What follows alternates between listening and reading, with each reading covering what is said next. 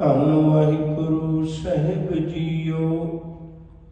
ਸੋ ਬ੍ਰਹਮਣ ਜੋ ਬਿੰਦੈ ਬ੍ਰਹਮ, ਜਪ ਤਪ ਸੰਜਮ ਕਮਾਵੇ ਕਰਮ।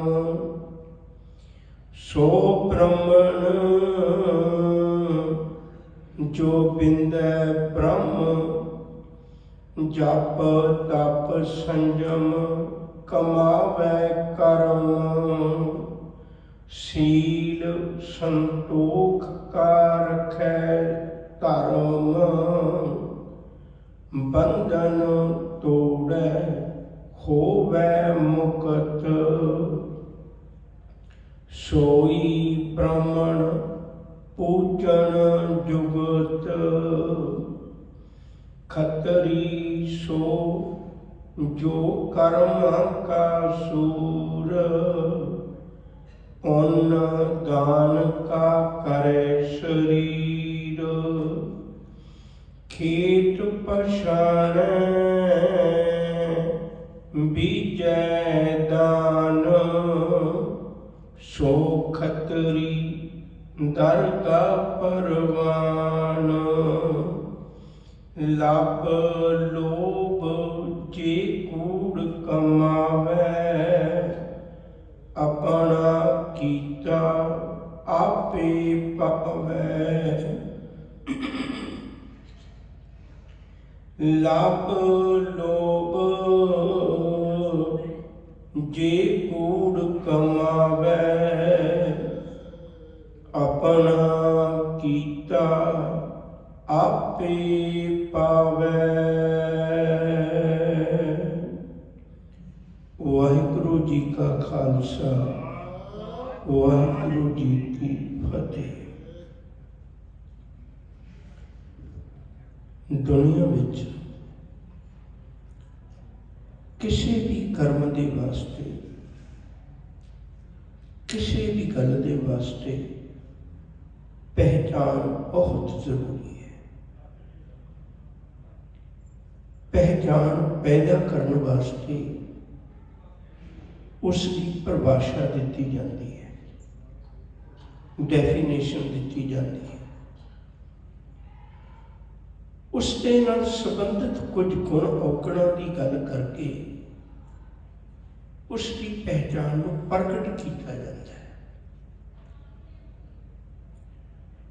ਗੁਰੂ ਨਾਨਕ ਸਾਹਿਬ ਤੋਂ ਪਹਿਲਾਂ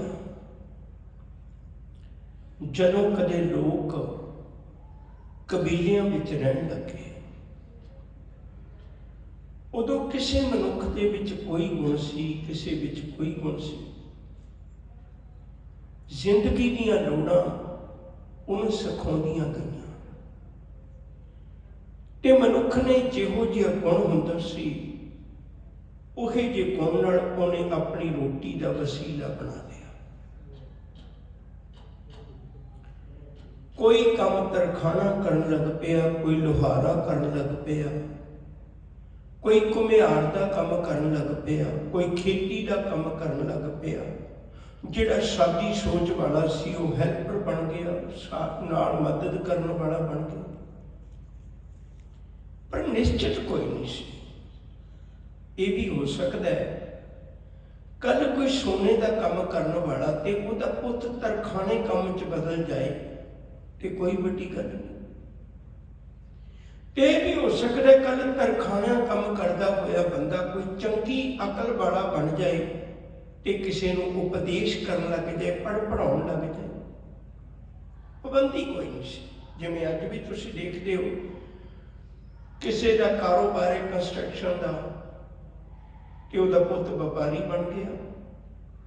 ਕਿਸੇ ਦਾ ਕਾਰੋਬਾਰ ਹੈ ਵਪਾਰ ਦਾ, ਪਰ ਉਹਦਾ ਪੁੱਤ ਨੌਕਰੀ ਕਰਨ ਲੱਗ ਪਿਆ। ਅੱਜ ਵੀ ਹੈ।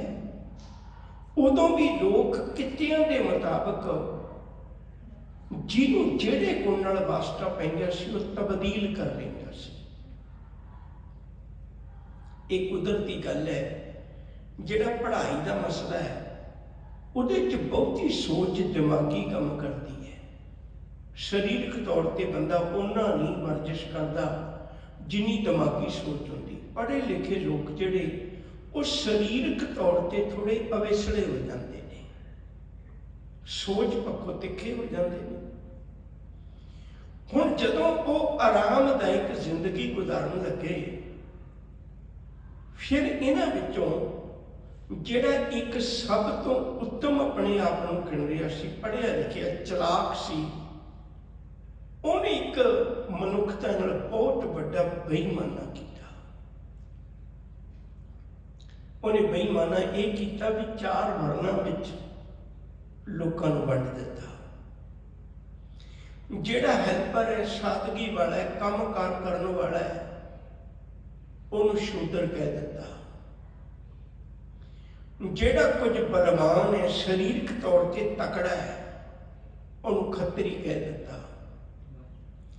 ਜਿਹੜਾ ਵੇਸ਼ ਭੂਸ਼ਾ ਦਾ ਪ੍ਰਬੰਧ ਕਰਦਾ ਸੀ, ਖਾਣ ਪਹਿਨਣ ਦਾ ਪ੍ਰਬੰਧ ਕਰਦਾ ਸੀ, ਉਹਨੂੰ ਵੈਸ਼ ਕਹਿ ਦਿੱਤਾ। ਜਿਹੜਾ ਦਿਮਾਗੀ ਸੋਚ ਨਾਲ ਕੰਮ ਕਰਦਾ ਸੀ, ਉਹਨੂੰ ਬ੍ਰਹਮਣ ਕਹਿ ਦਿੱਤਾ। 4 ਹਿੱਸਿਆਂ 'ਚ ਮਨੁੱਖਤਾ ਨੂੰ ਵੰਡ ਦਿੱਤਾ। ਪਰ ਫਿਰ ਵੀ ਲੋਕ ਇੱਕ ਦੂਜੇ ਵਿੱਚ ਸ਼ਾਮਲ ਹੋ ਜਾਂਦੇ ਸਨ।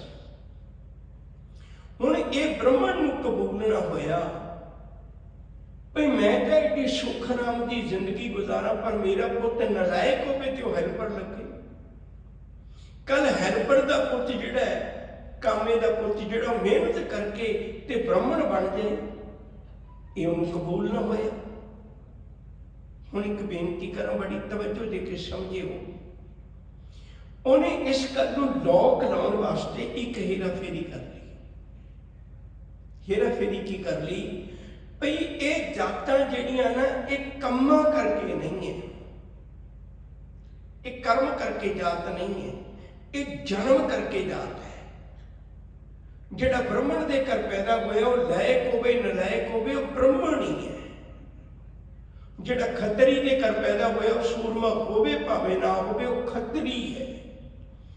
ਜਿਹੜਾ ਕਿਸੇ ਸ਼ੂਦਰ ਦੇ ਘਰ ਪੈਦਾ ਹੋਇਆ, ਭਾਵੇਂ ਉਹ ਅੱਤ ਦਾ ਤਿੱਖਾ ਦਿਮਾਗ ਵਾਲਾ ਹੋਵੇ, ਚੰਗੀ ਸੋਚ ਵਾਲਾ ਹੋਵੇ, ਬਹੁਤ ਪੜ੍ਹਿਆ ਲਿਖਿਆ ਹੋਵੇ, ਪਰ ਉਹ ਸ਼ੂਦਰ ਦਾ ਹੀ ਪੁੱਤਰ ਹੋਵੇਗਾ। ਕਰਮ ਦੀ ਗੱਲ ਨੂੰ ਜਨਮ ਦੀ ਗੱਲ ਬਣਾ ਦਿੱਤਾ।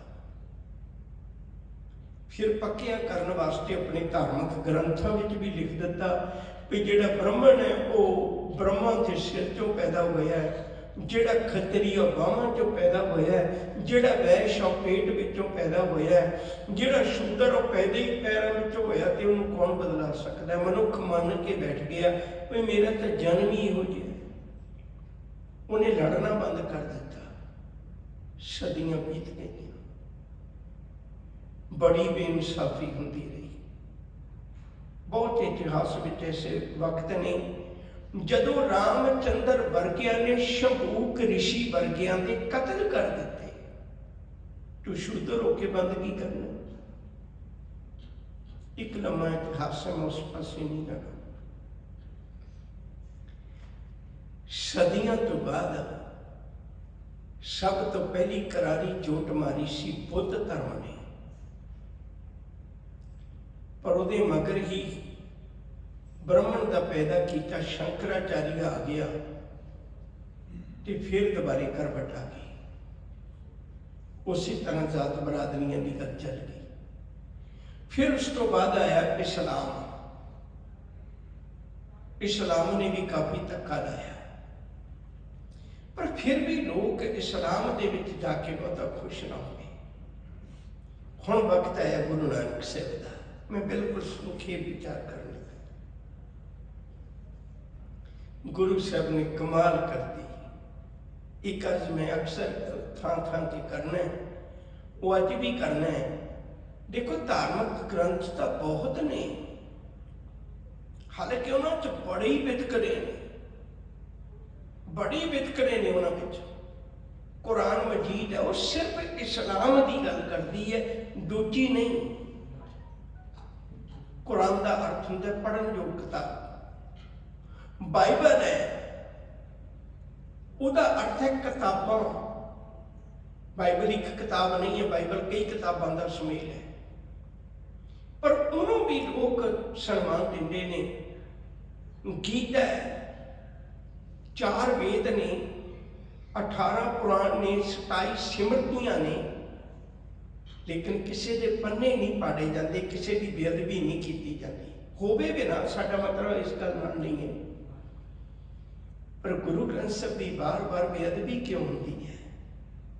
उसका कारण सिर्फ एक ही है, क्योंकि ये लिखा हुआ सच है ना जो उन्होंने प्रवान नहीं। मैं तो शूद्र को मंदिर नहीं सी पढ़न देता, तू शूद्र को दरबार साहब बैठा लिया। मैं तो शूद्र को उपदेश भी नहीं सी दिंदा, तू उपदेश देने वास्ते बैठा लिया। रविदास जी उपदेश दे रहे हैं। ये थोड़ा कोई कह सकता भी अज हुक्मनामा भगत बाणी विचों आया तो मैं नहीं सुनना।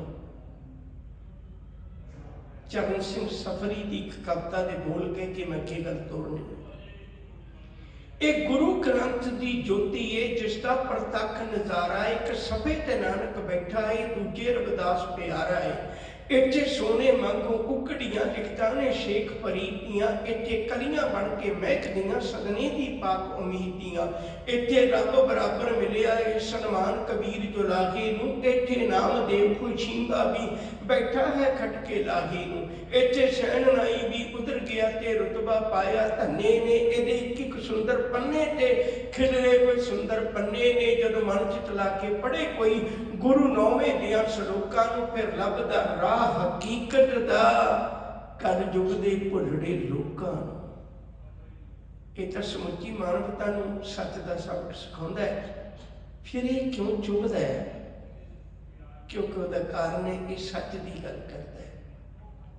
जिहड़ी बेनती करन लगा सा, इन्हें ब्राह्मण की पढ़ाई हुई उस विचारधारा ते तकड़ी ठोकर मारी, बड़ी वड्डी चोट की।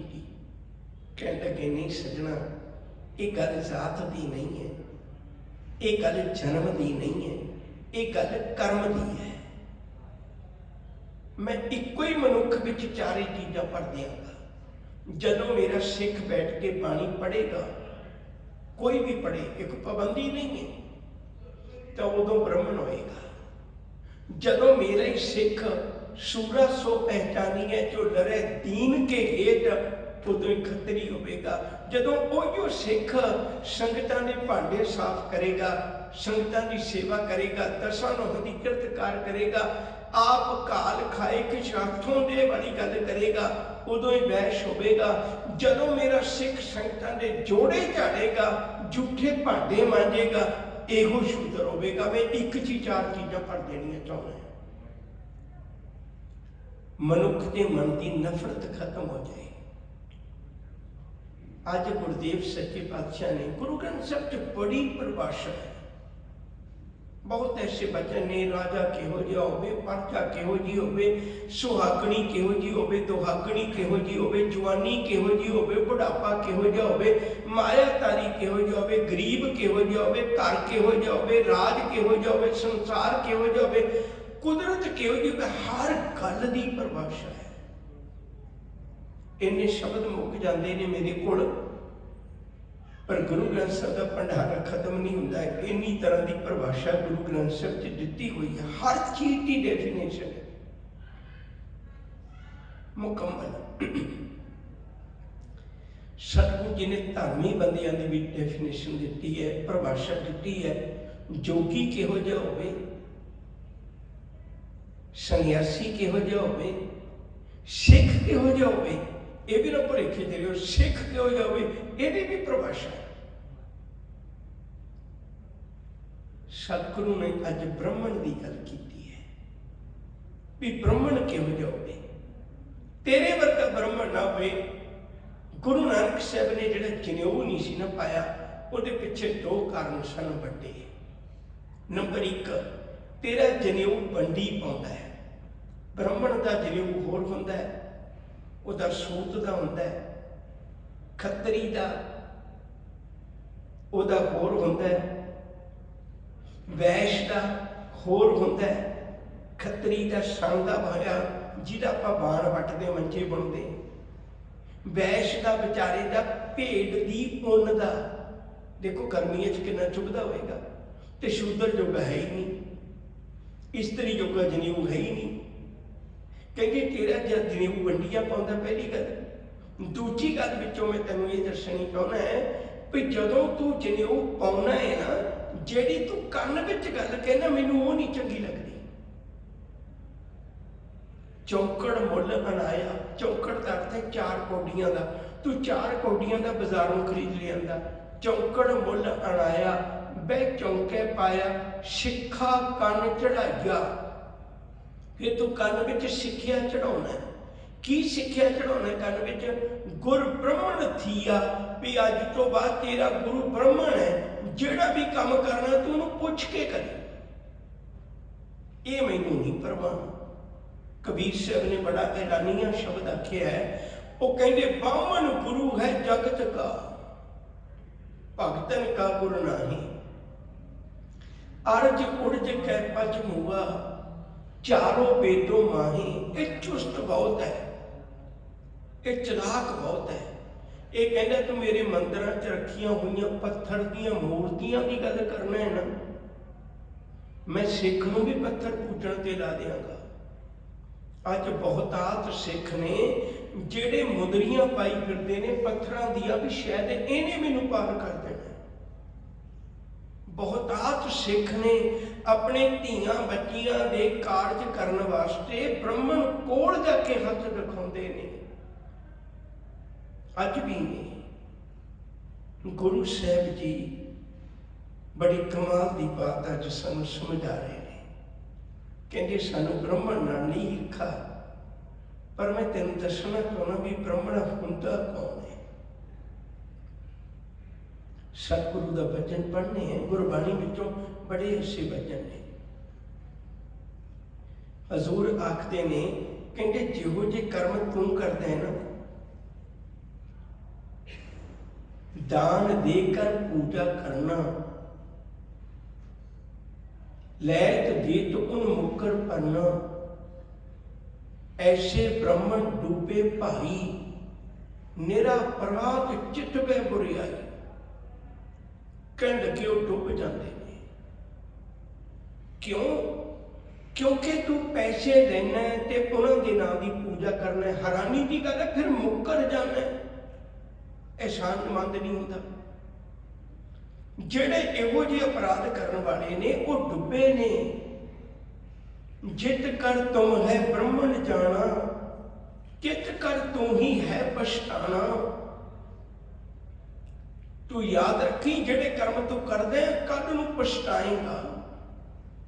ਇਹ ਕਰਮ ਚੰਗੇ ਨਹੀਂ ਤੇਰੇ।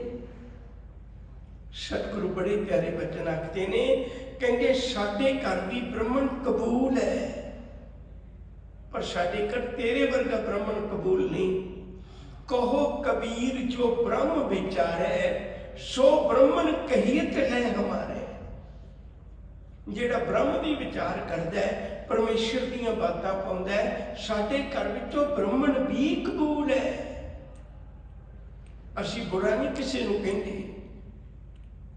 ਸਤਿਗੁਰੂ ਜਿਹੜੇ ਬੁਰੇ ਕਰਮ ਕਰਦੇ ਨੇ ਉਹਨਾਂ ਨੂੰ ਕਹਿੰਦੇ ਨੇ ਮੂਰਖ ਬਾਹਮਣ ਪ੍ਰਭੂ ਸੰਭਾਲ। ਸੁਣਤ ਦੇਖਤ ਸੁਣਤ ਸਦਾ ਹੈ ਨਾਲ, ਰੱਬ ਤਾਂ ਤੇਰੀਆਂ ਸਾਰੀਆਂ ਗੱਲਾਂ ਸੁਣਦਾ ਦੇਖਦਾ। ਮੂਰਖ ਬੰਦਿਆ, ਤੂੰ ਆਪਣੇ ਆਪ ਨੂੰ ਵੀ ਨਹੀਂ ਸੰਭਾਲ ਸਕਿਆ।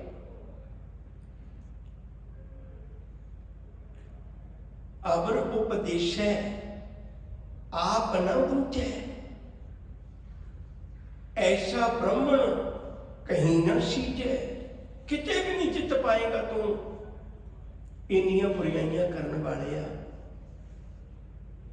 ਆ ਮੈਂ ਤੈਨੂੰ ਦੱਸਾਂ, ਸਾਡੇ ਘਰ ਕੌਣ ਚੰਗੇ ਨੇ।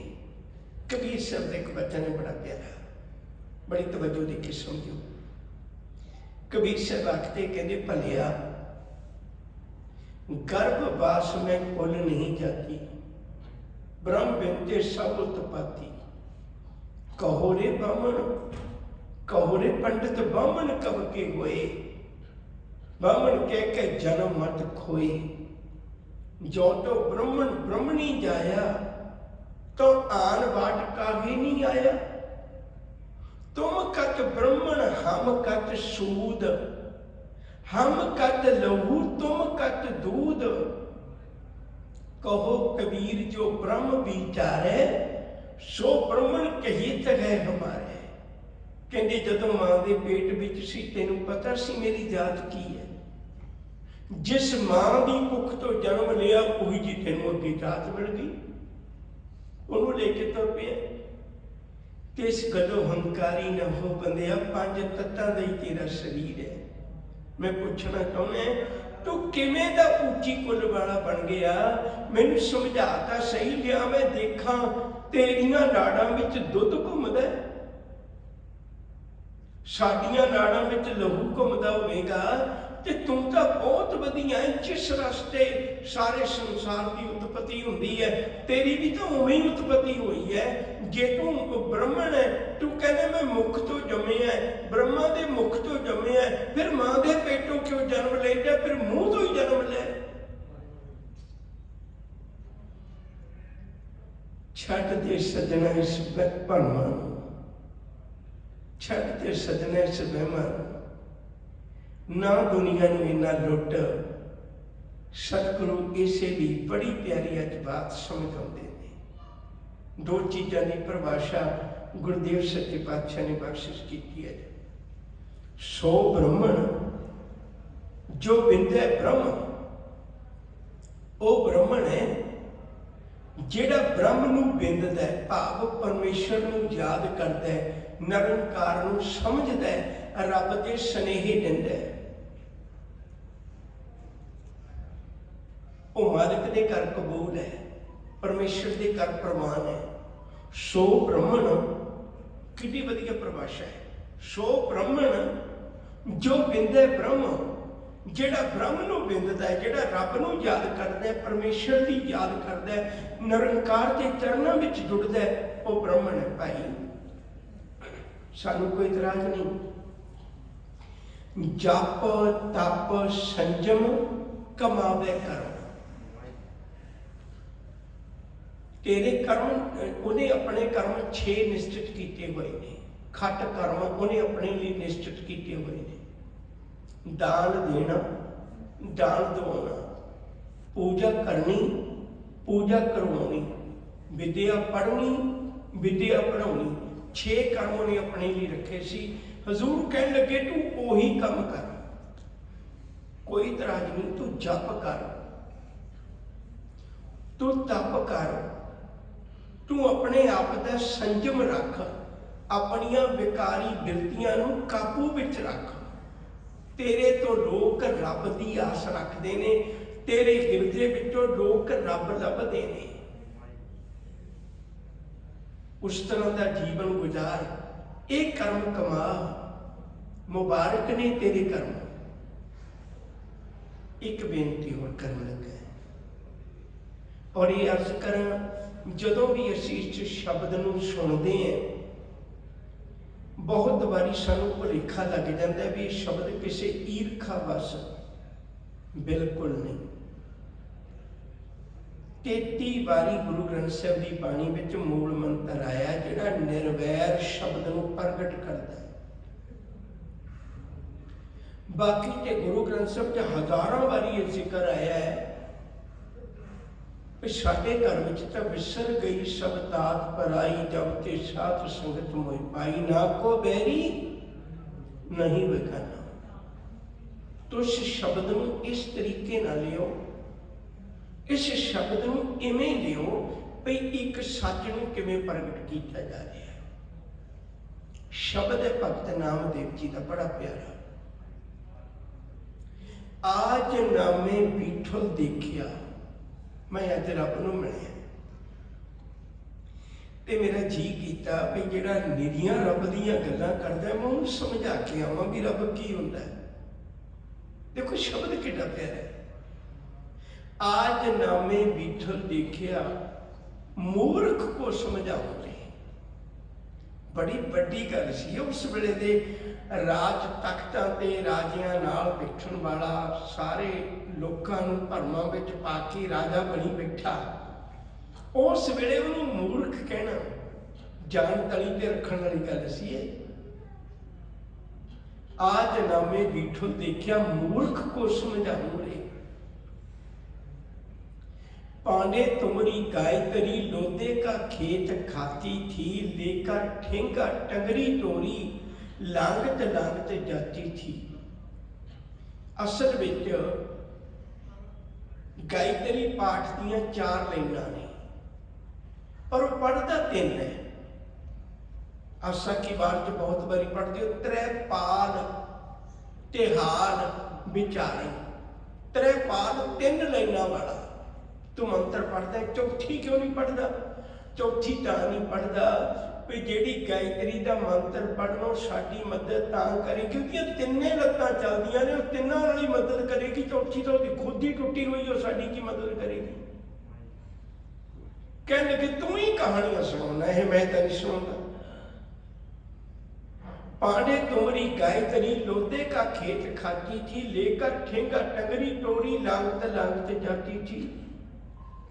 पांडे तुमरा महादेव शिवजी तौड़े बल्द चढ़िया आवत देखा था, मोती के कारखाना बाका बाका लड़का मारिया था। शिवजी को किसी ने सदा दिता भी साडे घर प्रशादा छक, ये उहदा पोती मार आया। कहते तेरियां बनाइया कहानियां ने, मैनू दस। पांडे तुमरा रामचंद्र सो भी आप देखा था, कहने लगे मैं तेरा रामचंद्र भी देखे। रावण सेती सरबर कोई घर की जोई गवाई जी, कहते रावण ने लड़ाई हुई घर वाली हुआ बैठा है। कहते मैं नहीं कहता ये गल, तू खुद सुनाना मंदिर। सच की है हिंदू मन्ना तुरकू काना दोहां ते ज्ञानी सियाणा। हिंदू निरा पत्थर तक सीमित रह गया, इसलिए तू अन्ना है जिन्हों दोनों अखा तो ना दसे। तुरकू काना, तुर्क नूं मुसलमान नूं अल्लाह ते तां यकीन है, पर वो बाकी मनुखता विच रब नूं नहीं समझदा, वो कदी मस्जिद विच ही समझदा है, इसलिए काखो दी भी खराब है। दोहां ते ज्ञानी सियाणा, ज्ञानी साडे वर्गे कपड़े पाउण वाले नहीं कहते। ज्ञानी का अर्थ है वो जिहड़ा रब का ज्ञान हासिल कर बैठा, वो सोहना है। वो भावें हिंदू होवे, जैनी होवे, बौद्धी होवे, सिख होवे, ईसाई होवे, कोई होवे, वो सियाणा है। अज सतगुरु बार बार मैं बेनती करा, सो ब्रह्मण जो बिंदे ब्रह्म, जप तप संयम कमावे कर्म, शील संतोख का रखे धर्म। शील मिठा स्वभाव, बोले मिठा, सच बोले। मैं तो हैरान है, बड़े लोगों ने गल बना दी भी सच बहुत कौड़ा होता है। तो जदों मैं सच गुरु ग्रंथ साहिब जो पढ़दा है तो गुरु साहब कहते मिठ बोलना जी गर सज्जन स्वामी बोलो। तो तू सच भी बोलता है पर तू बोलता भी मिठा है। असी कहावत बना लिया भी सच कौड़ा होंदा है, सच तो मिठा ही होंदा है, पर ना सच सुनने वाले नूं सच कौड़ा लगदा है। सच कौड़ा है नहीं, सच तो मिठा है। गुरुदेव के पावन वचन ने, जे को बोले सच कूड़ा जल जावे, उन्होंने कौड़ा लगता है, कूड़े नूं कौड़ा लगता है। कहते तेरा सुभाव बहुत वधिया होवे, संतोख होवे तेरे कोल, ये धर्म रख, बंधन तोड़े होवे मुक्त।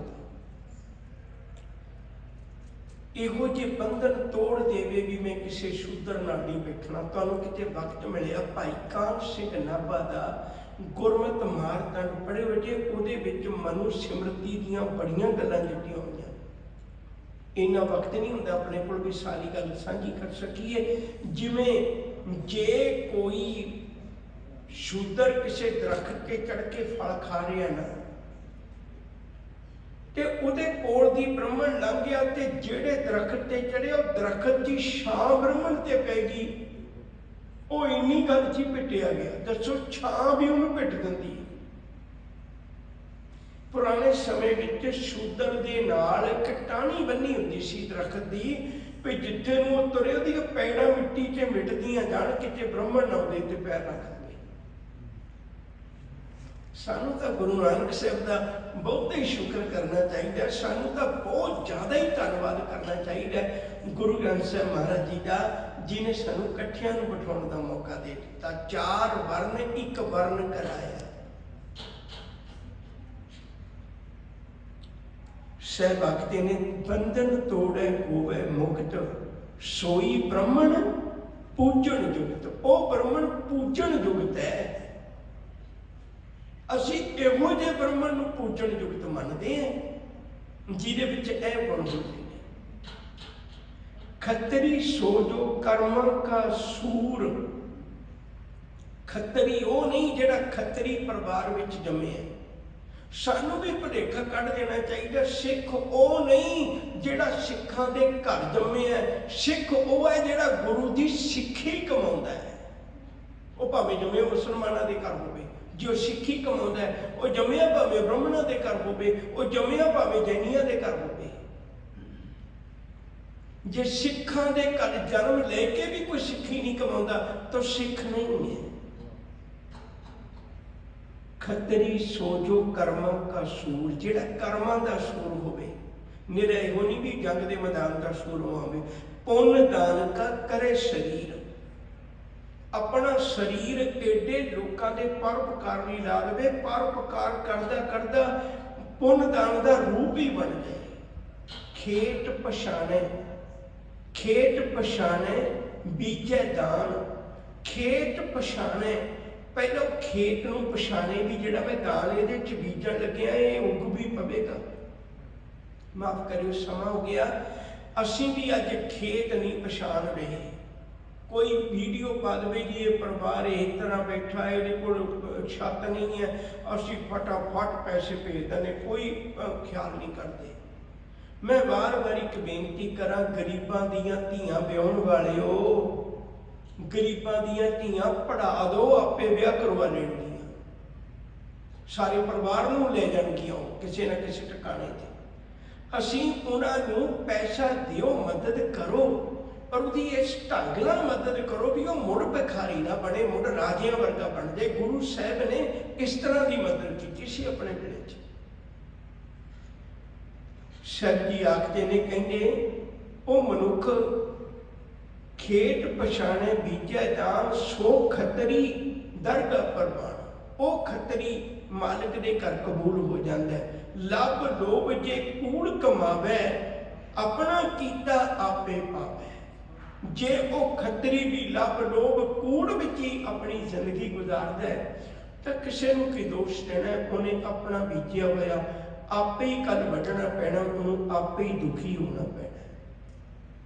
ਆਓ ਪਿਆਰ ਵਾਲਿਓ, ਜਿੱਥੇ ਸਤਿਗੁਰੂ ਨੇ ਬ੍ਰਾਹਮਣ ਜੀ ਤੇ ਖੱਤਰੀ ਦੀ ਪਰਿਭਾਸ਼ਾ ਦਿੱਤੀ ਹੈ, ਉੱਥੇ ਆਪਾਂ ਵੀ ਆਪਣੇ ਜੀਵਨ ਵਿੱਚ ਵਿਚਾਰੀਏ। ਮਨਾ ਗੁਰੂ ਘਰ ਦੇ ਵਿੱਚ ਕਰਮੀ ਆਪੋ ਆਪਣੀ, ਕੇ ਨੇੜੇ ਕੇ ਦੂਰ। ਤੇਰੇ ਕਰਮਾਂ ਤੇ ਹੈ। ਤੂੰ ਭਾਵੇਂ ਕਿਸੇ ਸੰਤ ਦੇ ਘਰ ਵੀ ਜਨਮ ਲੈ ਲੈ ਤਾਂ ਉਹਦੀ ਬੇੜੀ ਪਾਰ ਨਹੀਂ ਹੋਣੀ ਸਜਣਾ। ਇੱਥੇ ਤਾਂ ਜਿੰਨੀ ਨਾਮ ਤੇ ਆਇਆ, ਜਿਨ੍ਹਾਂ ਨੇ ਵੀ ਨਾਮ ਤੇ ਆਇਆ, ਗਏ ਮਸ਼ੱਕਤ ਕਾਲ, ਨਾਨਕ ਤੇ ਮੁਖ ਉਜਲੇ, ਕੀਤੀ ਛੁੱਟੀ ਨਾਲ। ਇੱਥੇ ਹਰਨਾਕਸ਼ ਦੇ ਘਰ ਵੀ ਪ੍ਰਹਿਲਾਦ ਪੈਦਾ ਹੋ ਸਕਦਾ ਹੈ। ਬਾਪ ਦੁਸ਼ਟ ਹੈ, ਪੁੱਤ ਭਗਤ ਹੈ। ਇੱਥੇ ਜਨਮ ਨਾਲ ਸੰਬੰਧ ਨਹੀਂ, ਇੱਥੇ ਕਰਮ ਨਾਲ ਸੰਬੰਧ ਹੈ। ਭੁੱਲਾਂ ਚੁੱਕਾਂ ਦੀ ਖਿਮਾ ਪਿਆਰ ਨਾਲ ਆਖੋ ਜੀ। ਵਾਹਿਗੁਰੂ ਜੀ ਕਾ ਖਾਲਸਾ, ਵਾਹਿਗੁਰੂ ਜੀ